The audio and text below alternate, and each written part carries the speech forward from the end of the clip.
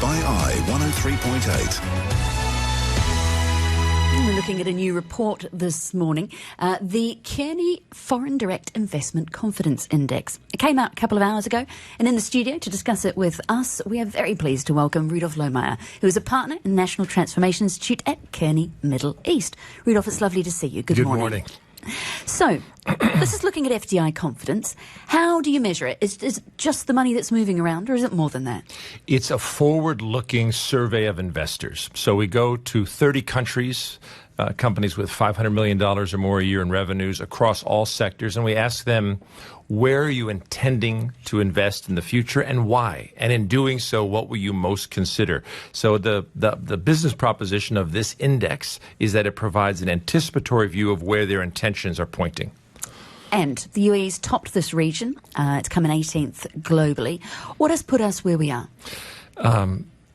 Certainty. So if the challenge in the world is uncertainty, and for investors they're facing a world that's rife with it, the UAE, by virtue of, as we've discussed in the past, being committed to reform, maintaining momentum on reform, and I think even more than in prior years, what investors have seen is agility and adaptiveness to uncertainty. When you put those together, it becomes a very, very attractive destination that people can trust. We like to be a top 10 sort of destination, though, Rudolf. What would move us higher? I think the integration of the Middle East and the wider MENA region. So a crucial consideration of investors is, of course, the addressable market to which they have access. And the UAE, for example, is working on that through its trade agreements. You just mentioned the deal with Israel. That's going to be very important. As investors feel that by placing business operations here, they're going to have access to a large addressable market, a large population, it becomes more attractive. We're still the least economically integrated region in the world, and that's a constraint. Why are we? Well, part of it's just numeric. You don't sell oil to those who make oil. So that's part of it. But it's also true that despite many efforts, divisions remain, although they're beginning to come down. So I think the new outreach, for example, of Saudi Arabia to Iran is very interesting, as that, if that can contribute to genuine stability and we begin to see actually less geopolitical tension, with that is likely to come more economic integration. How much does this index actually move around? I mean, I'm having a look at the rankings. The US has been the top for more than a decade. China, Japan and Germany sort of shuffle around between places 2, 3 and 4.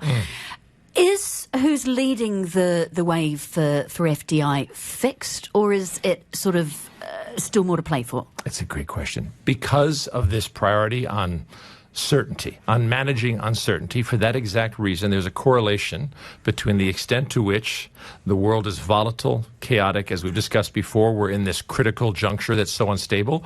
To the extent that that's true, it favors the most stable destinations, large, stable countries with a track record of good governance. So you're right. At the top, not only is the list relatively stable, there's some interesting movement. China went up 3 places this year. At the bottom, they're declining. And so why? It's a hedge against global uncertainty. Those top destinations are considered the most safe. But at the same time, we've got China sort of reassessing its Belt and Road policy, which has been a major movement in terms of FDI. What difference could that make to this index? You know, that's such a hugely important question. So this survey was conducted in January, before we saw some of this recent coverage of the extent to which they're having to, as you know, to renegotiate that massive amount of debt that's out there. So I think that factor would not have been considered an investor's lens in January. What they were seeing then, which we saw when we were in Davos, of course, was this announcement of a new opening, not just the end of COVID restrictions, but a real message of wanting to be more favorable to business. I think investors picked up on that. Let's have a look at what might be affecting investor sentiment going forward. You mentioned certainty there, no risk, no reward. Where do we see some of the more unusual areas for FDI emerging? How interesting. So what we're seeing, one of the biggest findings of the report pertains directly to your question, and that is, at first a bit paradoxically, investors seem to be seeing more globalization occurring. We all know that the economy is fragmenting. It's one of the biggest issues in the world. So how do you tie that knot? The answer is that globalization is changing precisely because of the economic fragmentation we're witnessing. Countries, as we know, we've discussed before, are investing in autonomy and localization. So FDI goes up. So globalization can be said to be increasing in a fragmenting environment. Why? Because to be present and to gain from opportunities in another country, you need to invest there. You can't rely on your mega factory in country X to access the world. So I think part of what we're seeing with FDI, this optimism of investors, is they have to. They have to invest to be present where the growth is. So what's interesting is to see the U.S., it's debatable how wise that is, because it certainly goes against free market principles, but more industrial policy there. Of course, we're seeing industrial policy here in the region for understandable reasons. So around the world, countries are trying to become more autonomous and ensure that they have not just the capacity to compete effectively, but also after COVID and in the context of the war in Ukraine, that their supplies of critical things like food and medicine are ensured. I was going to say, one of the things that COVID gave us was the term onshoring. How much of this it comes down to what we saw in supply chain chaos, where people realised that just-in-time manufacturing and supply chains were not necessarily the answer? I think that's a really, really large part of it. That, combined with the still ongoing perception of economic nationalism, is just telling countries that the robust bet is to localize. And the challenge, though, in doing so, as you know so well, is that it's the risk of becoming uncompetitive. Why is trade so powerful? Because I can do what I do best, you can do what you do best, let's do business together. Countries are increasingly saying, no, I need to have more autonomy than that, even if it is suboptimal competitively. So if 5 years from now we see that pure global competition intensify, those that have overinvested in the wrong forms of localization are going to pay a price.